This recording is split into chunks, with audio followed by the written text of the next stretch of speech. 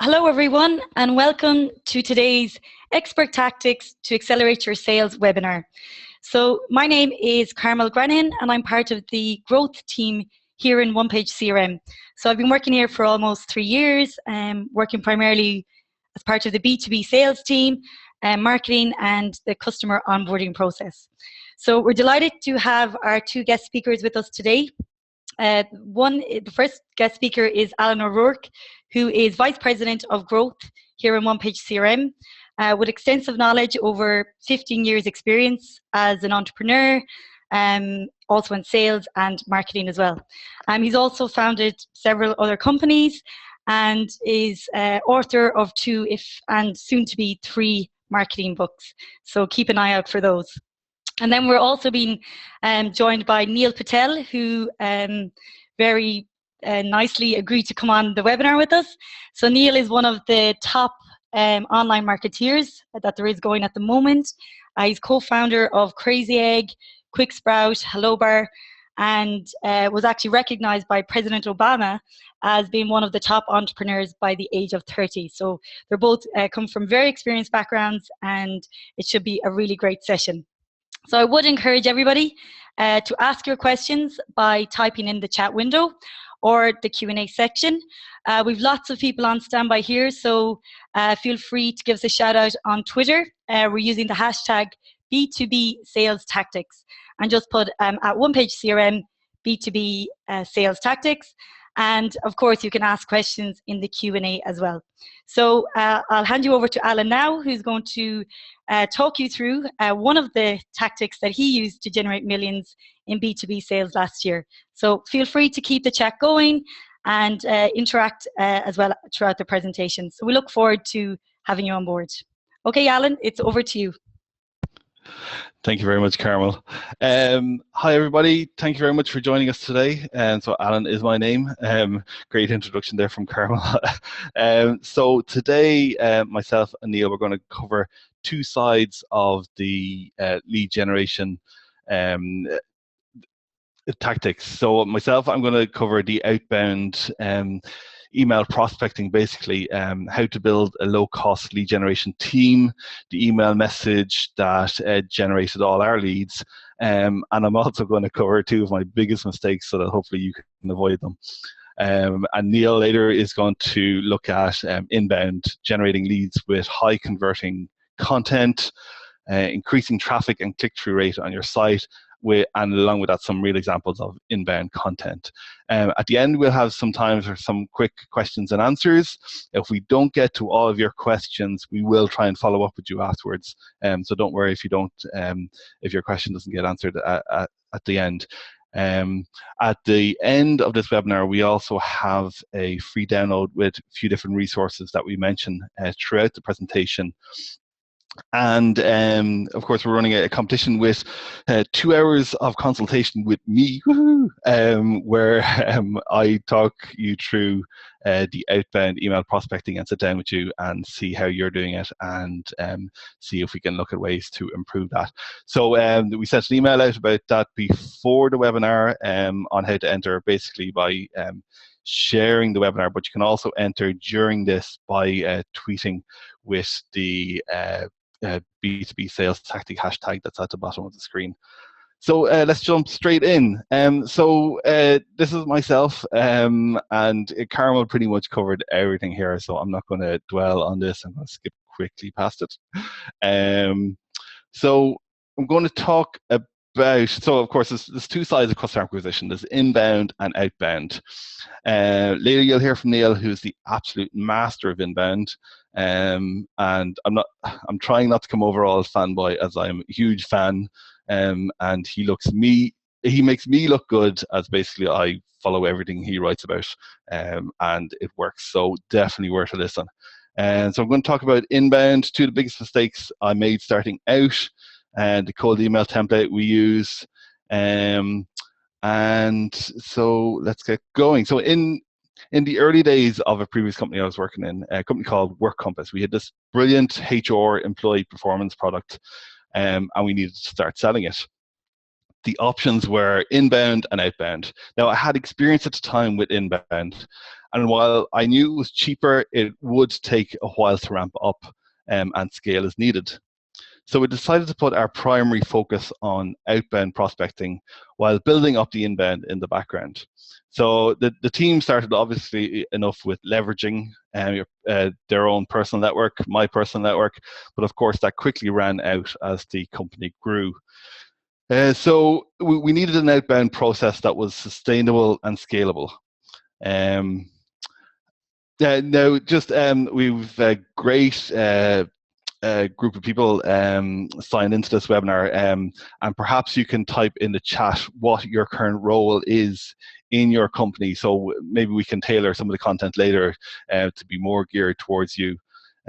So if you just go ahead and type in your role, that would be great. Thank you. So first step, we had to build a team to generate all the leads. Because we need people to send our message to, of course. So for that, I built a team of 5 people. And so this was our lead generation team. Some companies call this the customer intelligence team. And so this team was based over in the Philippines, and we use a service, an outsourced contracting service called Odesk, which is now called Upwork.com. So their job was to go out and get contacts for us in our target companies. We split this role up amongst 5 people, and they each generated 200 leads for us each week. So that's 1,000 a week that we would go through. This would have taken them each individually around 16 hours. And the reason we went with 5 people was to spread the risk. So if there was any delays, we could keep the lead flow going for our team. You know, people get sick, people go on holidays, and in the Philippines, unfortunately, typhoons are a regular occurrence, which often knocks out the web. When interviewing these people on Upwork, this here is the tool set that I would expect them to use. So I go in and ask them, so tell me how you would go generate leads, what are the tools you'd use? And I would expect most of these to be mentioned back to me. So they'd use LinkedIn for the primary targeting. They'd use data.com and ZoomInfo to try and get additional information on those contacts. And they'd also use Chrome extensions such as Email Hunter and Charlie app to try and hunt down their contact details. They'd use products like Mail Tester and Reportive, the Gmail plugin, just to make sure that the contact details were correct. So if you're interviewing people on Upwork or general lead generation people, they really need to be mentioning these tools. And if they're not, it's probably a red flag. In the download link at the end of the webinar, I share the actual job advert that I used on Upwork, so to help you target these people. So you can basically copy and paste it. So I would set the team loose on LinkedIn to find info on our ideal customer. So a LinkedIn search is really powerful. So we can search for roles, company size, industry, country, and then go and hunt for the contact details for our ideal prospect. Over time, we tended to keep a document with our ideal profile that the team would work from, and that would be updated on a continual basis.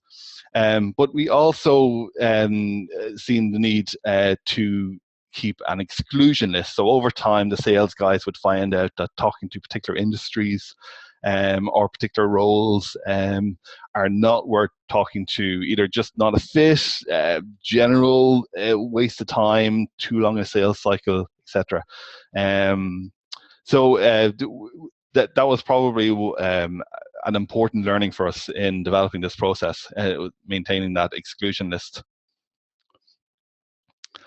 I found on average that for every 100 leads that the team generated, it would take a team member about 8 hours to do that.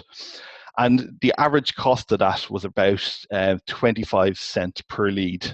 So that's probably a good ballpark if you're starting up. Actually, just to go back again, when you're interviewing prospective lead generators for this, ask them how long it's going to take. Say I need 100 leads, how long is that going to take you? And if they don't answer around about the 8 hours mark, then that's a warning that you should probably move on. And when you start using these people, when you start building a lead generation team, you need to check who's actually delivering good leads and good contact details and who's not. This is a handy tool that we found that we use called Bright Verify. And basically, you could upload a list of emails and it will test them all for you in one go and give you back whether they're good quality or not. So run this the first few times that you're working with each contractor before you use any of their emails. As a lot of bad emails can affect your email spam score and affect future emails getting delivered. Then it's on to managing those leads and organizing them. So we would remove duplicates and pop them into our CRM. Unfortunately, duplicates are unavoidable with a team, but the percentage is low enough if your market is big enough. A good CRM should allow you to import in bulk using an Excel file with all the new leads. The leads were tagged then we were actually using OnePageCRM at the time.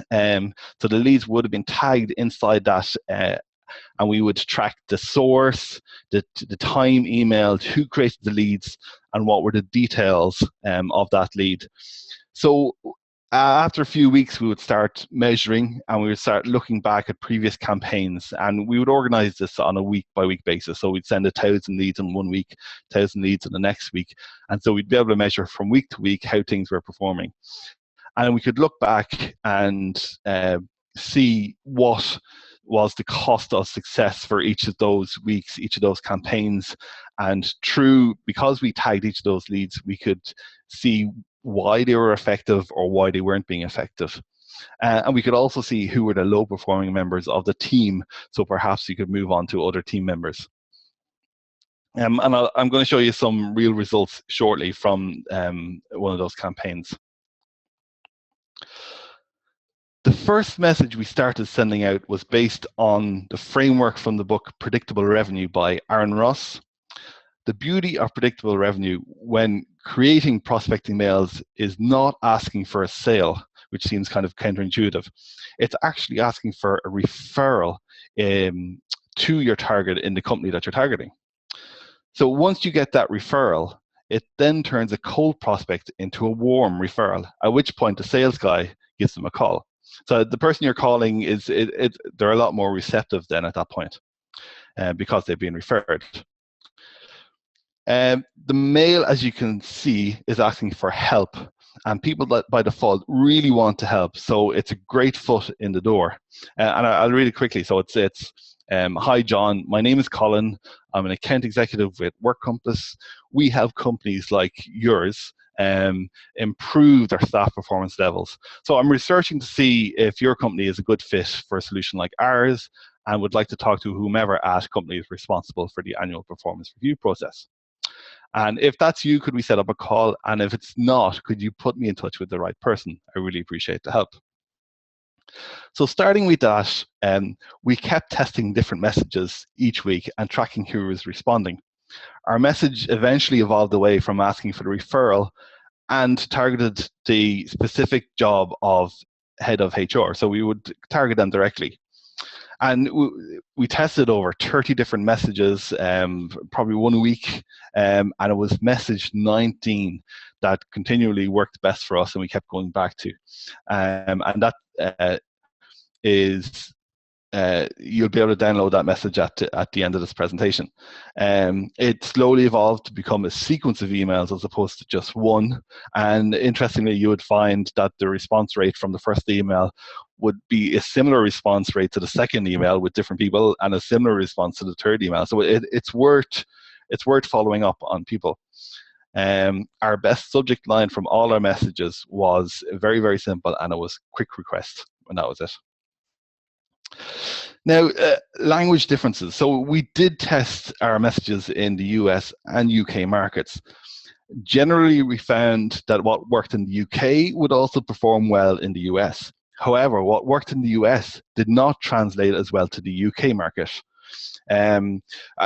I suspect the US mails were a little too wordy, and UK people just wanted a more efficient process. They just wanted to decide quickly, is this for me or is this not for me? Things that improved our conversion rates, making them more personal, as much as possible, making them sound like they're coming from a real friendly person. And I stress the friendly there. Mentioning how we worked with companies like theirs, where possible. Putting a couple of award logos in the footer. In the early days when we had no awards, we would mention the clients' achievements, such as our customers, our winners of the Deloitte Best Managed Companies, and our Top Places to Work awards. For examples of other prospecting messages,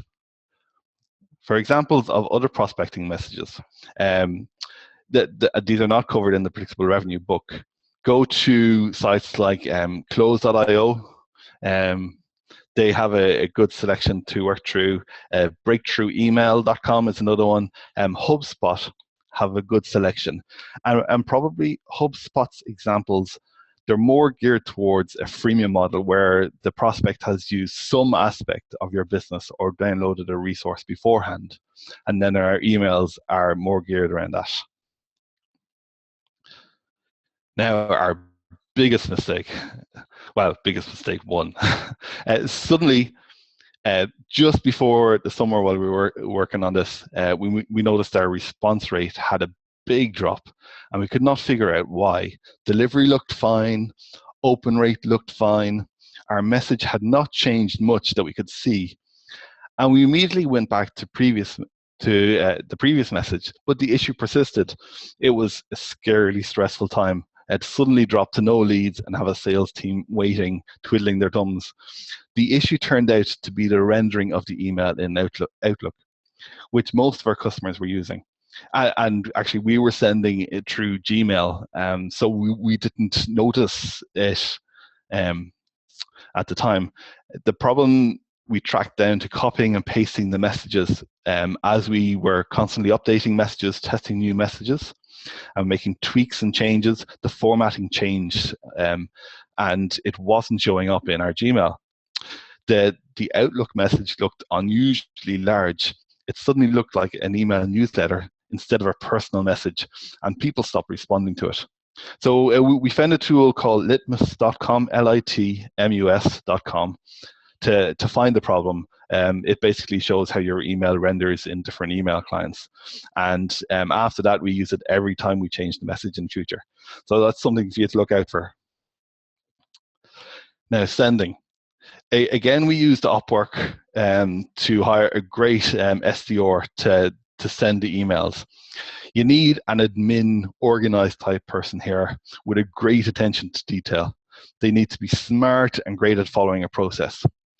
So this particular person, she would spend about an hour or two each week and send out the 1,000 emails from each salesperson's Gmail account using a tool called Yesware.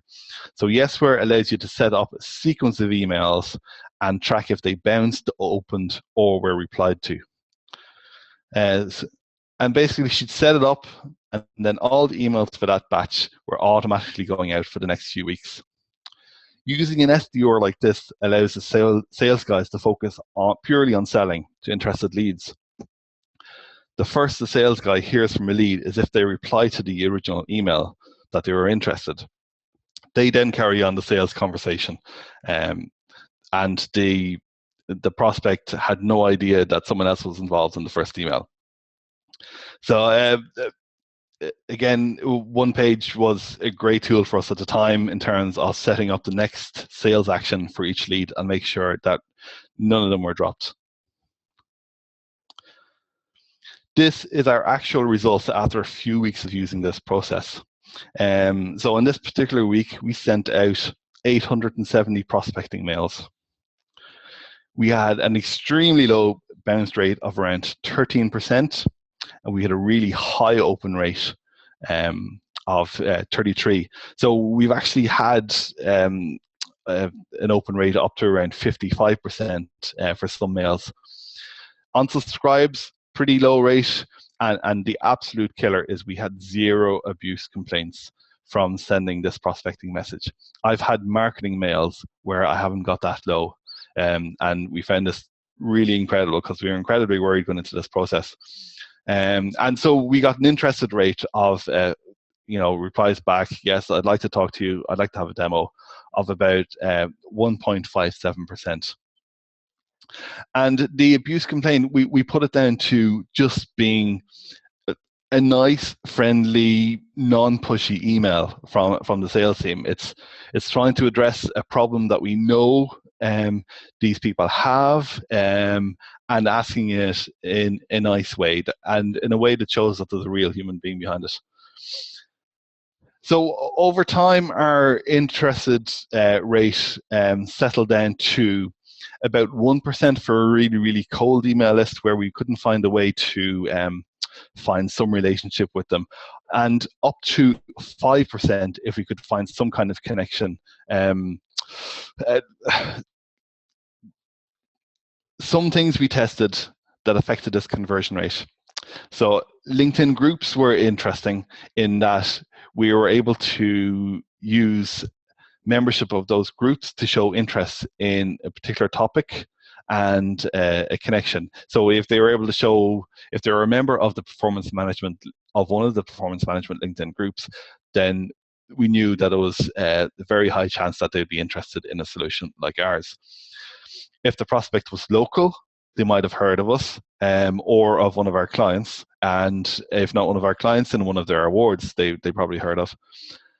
And other sources like industry and competition lists, like a newspaper's top 1,000 companies that I think nearly they all do each year. And that was the ways that was just some of the ways we were able to bump up conversion rate for these lists. The goal was to get a demo of the product. And so we found that for every 2 demos of the product we did, we got about 1 sale, which was a pretty good return for a high value product. Overall, we had about a 3 to 4 month sales cycle.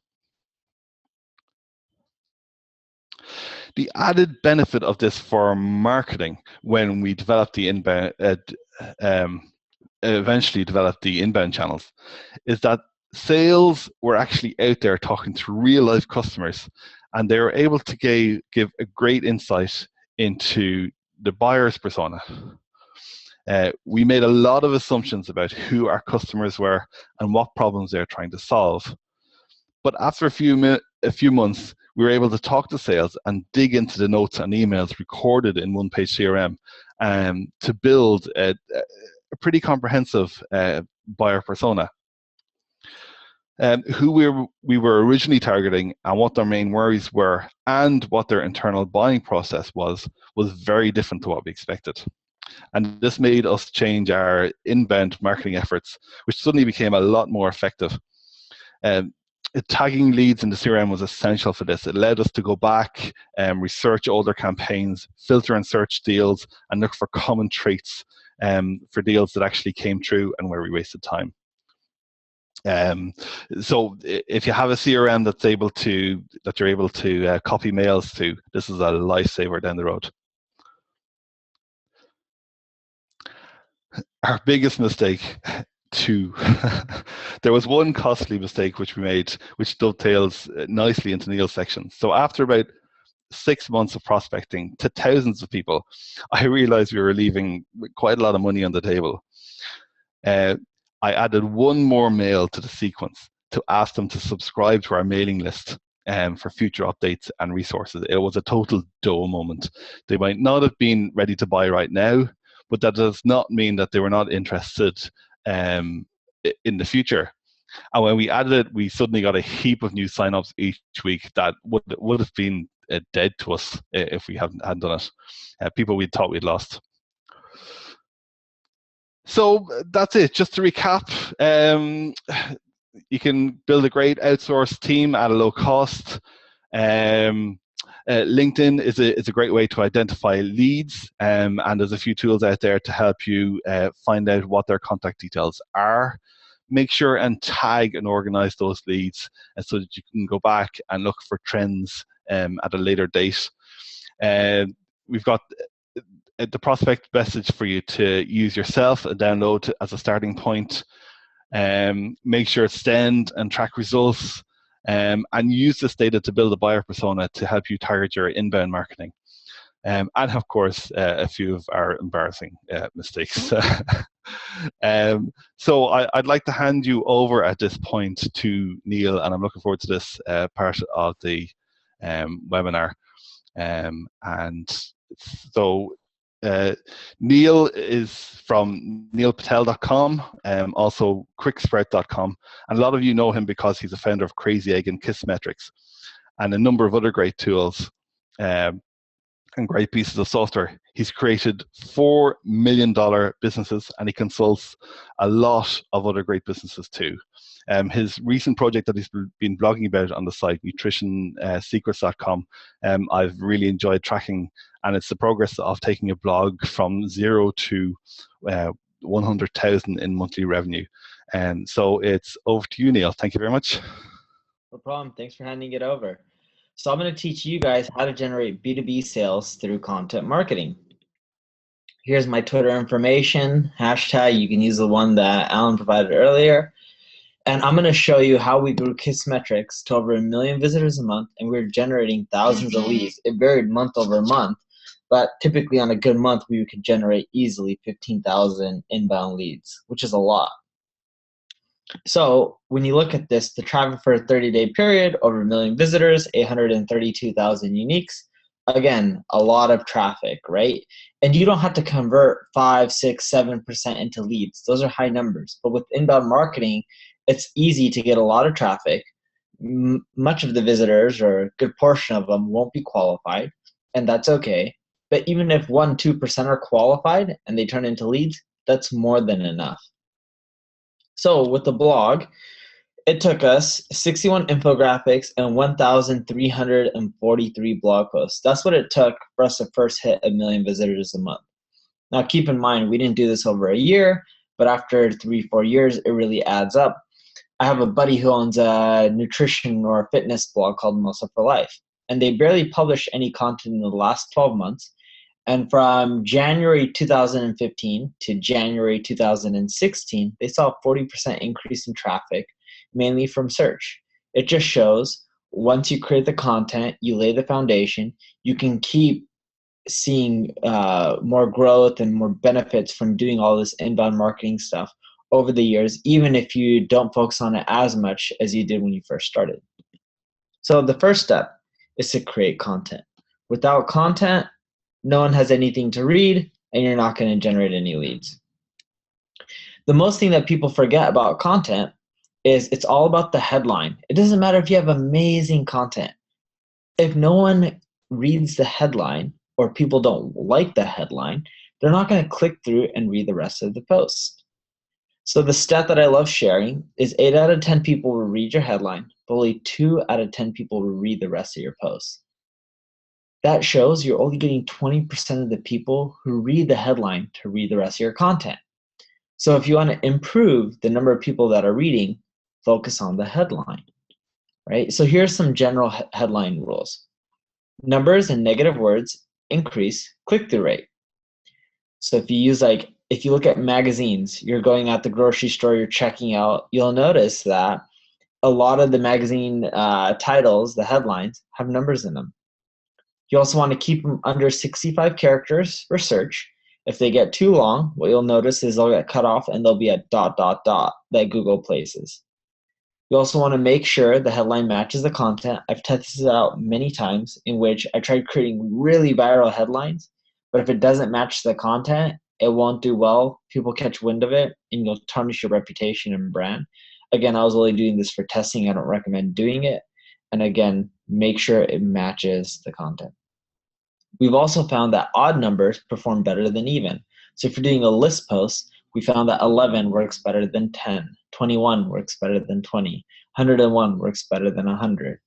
I don't know why that is. It's not always, it has to be more. In many cases, we found 17 works better than 20, right?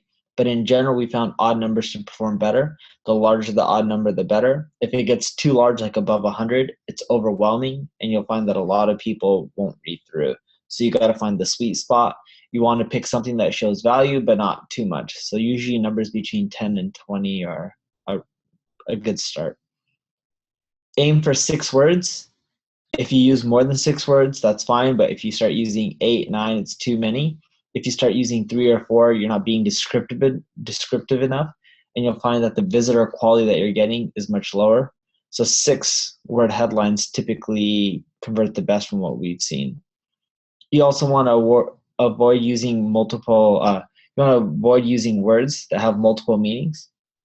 So if you're going after different markets, what you'll find is words in Europe or South America may have different meanings than the US, and you want to avoid those words. You also want to use power words and adjectives. What I mean by that is, if you can describe the information through the headline just using a few simple words, you'll get more clicks. For example, if you type in effortless, essential, strange, fun. So if I wrote a post about marketing, 7 effortless ways to double your search engine traffic, people will be like, oh, wow. Not only can I double my search traffic, but I can do it in a really easy and simple way that won't take much time. It encourages more people to click. Now, granted, that's an extreme example, and there usually isn't, effortless ways to double your search traffic. But there may be 7 effortless ways to increase your search traffic by 10%, right? So you just got to figure out the right formula. Here's an example of a headline. 5 shocking facts that'll change your approach to social media. So what do you think about this headline? Good? Bad? Well, if you look at the rules, we broke 2 of them.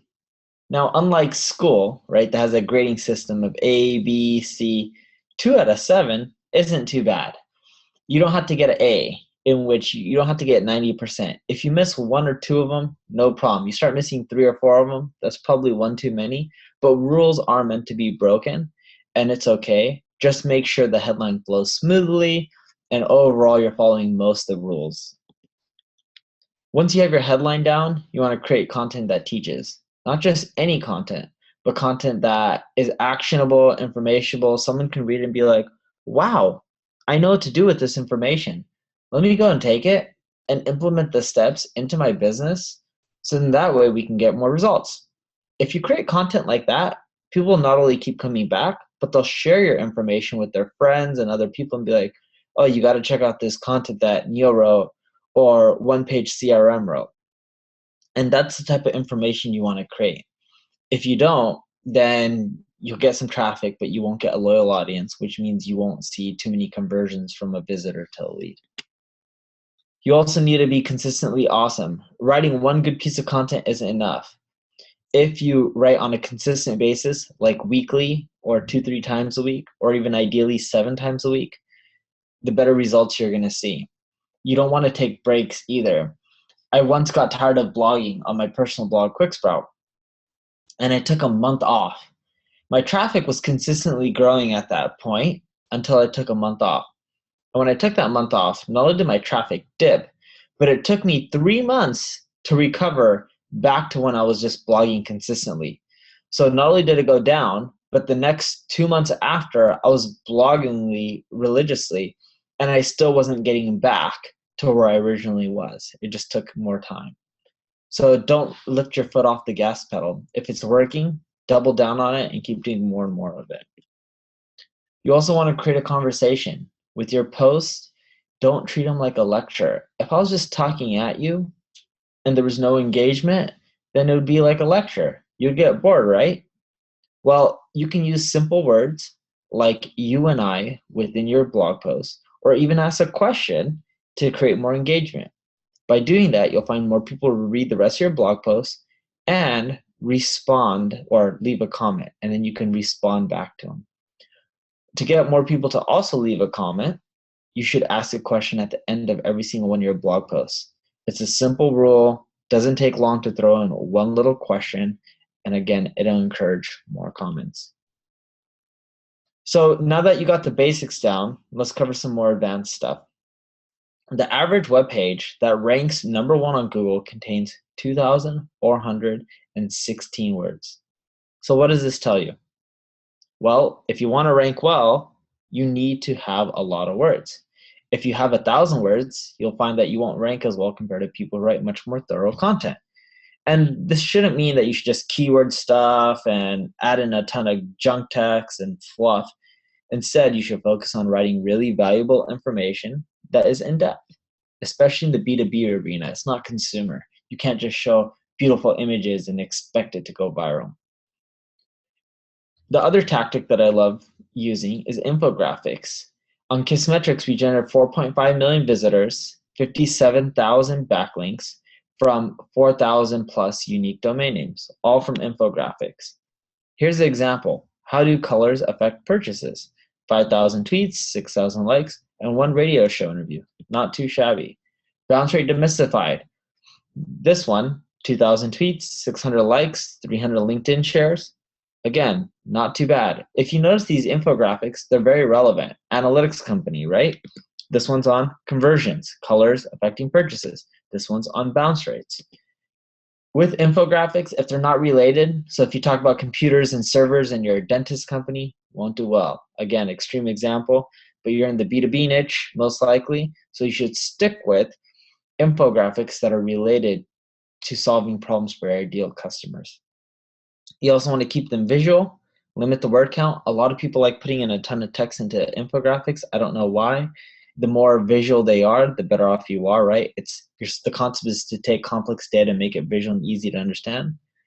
You also want to have 5 or 6 main points. So if you go back to how colors affect purchases, one point may be how men perceive colors. Another point may be how women perceive colors. And then you want it to flow. So from there, you can talk about the best colors to use if you're trying to target men or women. You also want to use simple colors within your infographic design. Don't do crazy neon colors that stand out because it just makes it hard on people's eyes. Put your logo also at the bottom of the infographic. Same with your URL. It'll create some good brand awareness. Step number 2, collect emails. So with Quicksprout.com, emails drive 40% of the blog's revenue. Email subscribers are responsible for 35.7% of the blog comments. They're also responsible for 34% of social shares, and they'll be your most loyal readers. So if you're not doing much with emails, you're making a big mistake. Here's a percentage of traffic on a bad month that comes from emails. 77,000 visitors. Not too shabby. Really focus hard on emails. The other thing you need to do is when you have these visitors coming to your website, you need to aim for at least 5 out of every 100 conversion rate, so 5% into email subscriber. And when I look at visitors, I look at unique visitors. So if you have 200 visitors but only 100 unique visitors, then you should expect at least 5 emails. If you're getting more than that, you're doing well. If you're getting 4, you're doing an all right job. If you're getting 3 or 2 for every 100 unique visitors, you're doing a terrible job. Here are some ways you can collect them. Newsletter boxes in the sidebar. They work, not too effective, but again, you can get maybe 0.5% of your visitors to convert using that option. A better option is a sidebar opt-in that's more thorough. Offer a free course, ebook, whatever it may be. The one on Quicksprout is double your traffic in 30 days, plus secret bonus valued at $300. Works really well. Ramit Sethi uses Dream Job Secrets. Conversion rate experts uses a toolkit, right? You can opt in and get a free CRO toolkit. All these methods work really well. And these methods, sometimes you'll notice them converting at like 1%, 2%, depending on the offer, sometimes lower if the offer is not good. Pop-ups, you can do an entry and exit. These are where you'll get some of your most converting emails from visitors to email subscribers. And they work really well. Just make it easy for people to X out. I know you may be thinking, oh, pop-ups, people hate them. Well, they work. As long as you have a good offer and they're nicely designed, you won't get too many complaints, if any. Header opt-ins works well, too. Has to be really appealing. From aha to oh shit, I'm sharing everything on my journey to 100,000 monthly visitors. With this one, I'm making people part of my journey. Converts really well. We tested one on Nutrition Secrets a few weeks ago. It's still up and running. It crushed it. It's on a quiz. So find a diet that meets your personality. People love quizzes. Once people click on it, over 40% of the people that go through the quiz put in their name and email. which is huge. Content upgrades, your highest converting offer. Within each blog post, offer a content upgrade. And these content upgrades are really simple, in which they're tips. So if your content piece is 11 mistakes that are ruining your blog, then you can create a checklist, right? They put in their name and email, which looks like this. They click on the link, and they'll get emailed, or they'll get emailed the link, or they'll see a link right after they opt in for that PDF that gives them that checklist. You can also drive people to landing pages. I've tested this as well, and then from there they can opt in. This method works really well too. In essence, what you'll find is if you do a combination of these, you'll get to that 5+%. One or two of them won't get you there. You'll need to leverage at least 3 or 4 of them. So some email tips. Journeys work really well. If you can't create a journey, use a guide or a course. Ebooks are okay, but everyone's offering ebooks, so they don't convert as well as they used to. You want to use as many email collections as methods as possible. Pop-ups and content upgrades will generate you most of your email collection. So number 3, promoting your content. So nutrition secrets. In the first 30 days, we received 35,419 visitors without spending really any money on ads. And I'm not known in the nutrition space, so you're probably wondering, how is this possible? Well, we did a few things. One, we learned that the ideal time to post is 11 a.m. in your time zone. So figure out 11 a.m. for the times when you're trying to target people and post then. And also days, we found that Monday works really well too.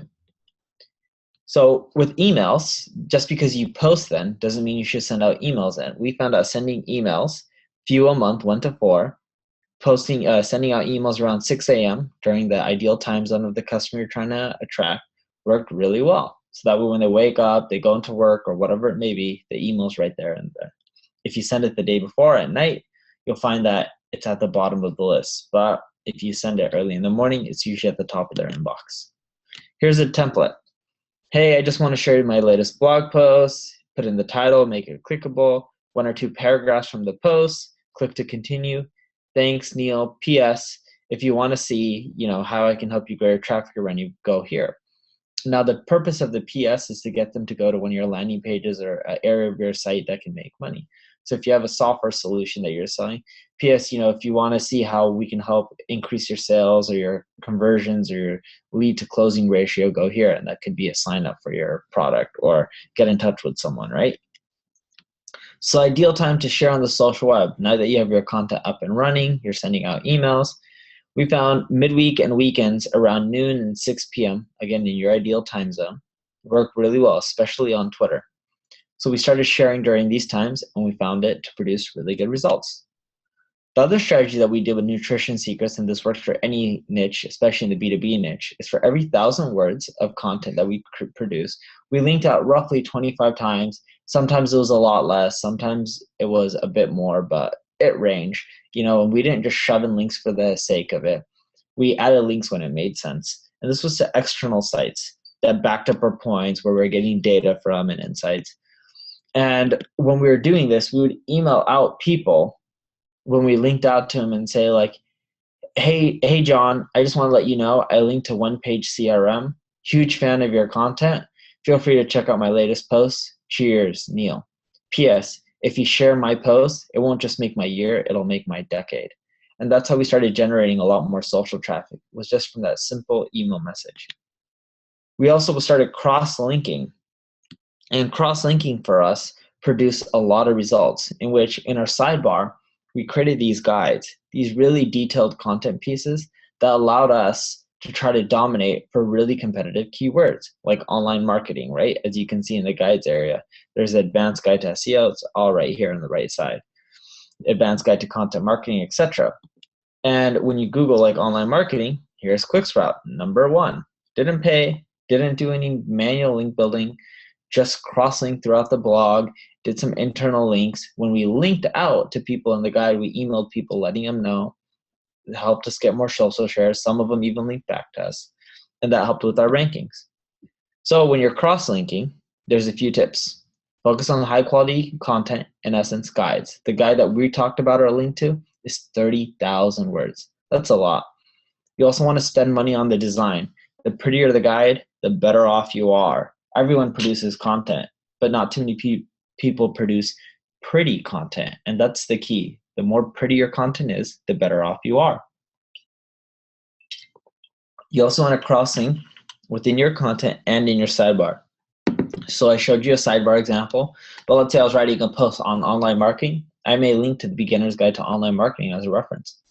You also don't want to stress anchor text and just keep using keywords, make it flow natural, and you only want to cross-link when it makes sense. By doing this, eventually, especially if you give around 6 months, you'll start seeing results in the SERPs. So that's pretty much it. Thanks for attending. I'm going to give it back to Alan here.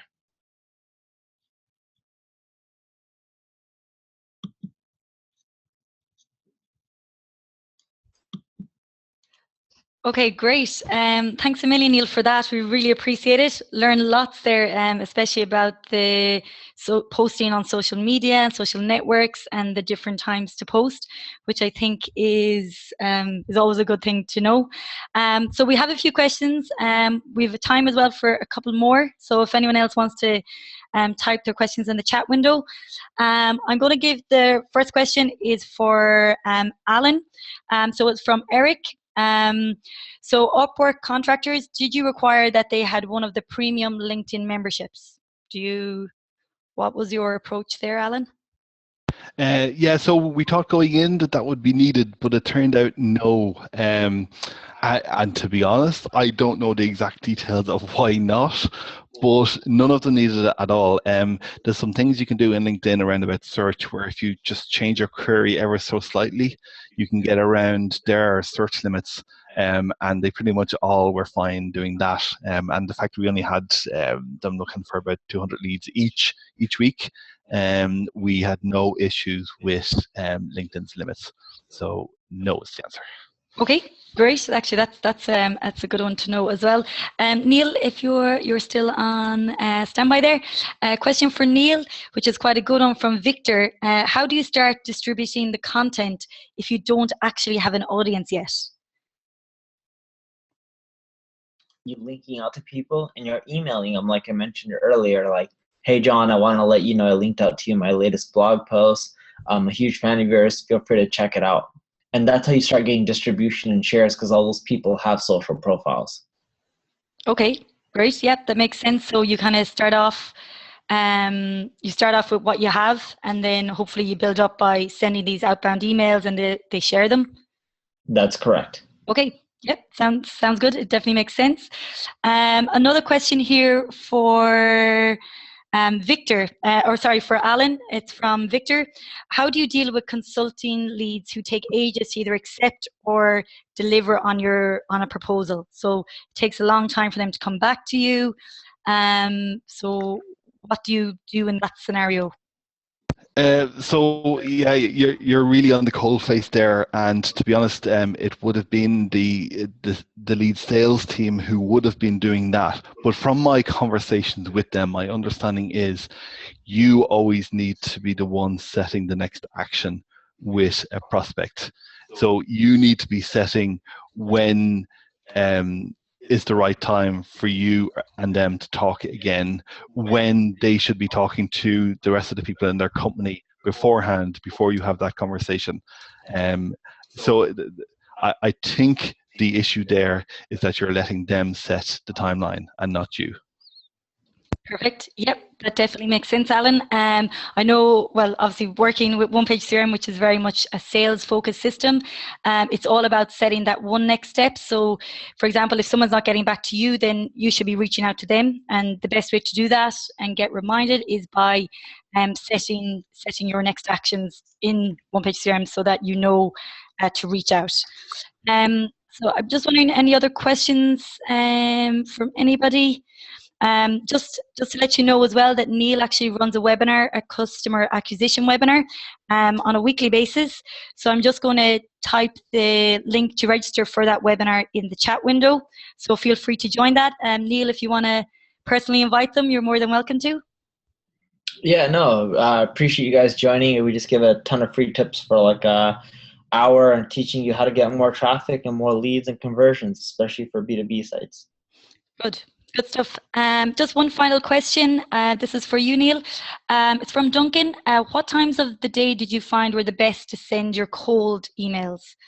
Well, this is for Neil or Alan. So whichever, if you want to give both of your suggestions on it. Neil, do you want to shoot first?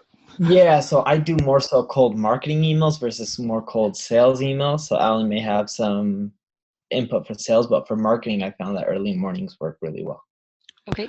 Yeah, likewise for ourselves. We would send early morning, and we'd start early morning Monday, and we'd run a sequence of Monday morning, Wednesday morning, Friday morning, and then a day for the following next 2 to 3 weeks.